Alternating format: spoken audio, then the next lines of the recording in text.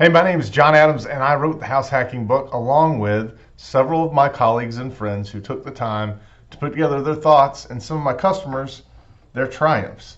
I wanted to tell you, it took a lot of my time to put my personal story and the process steps in there, but also to gather a lot of folks that were willing to tell their story through their renovation. So hopefully in reading this book, I teach you a different way to invest in real estate, similar to the BRRRR strategy that you might hear so much on Bigger Pockets.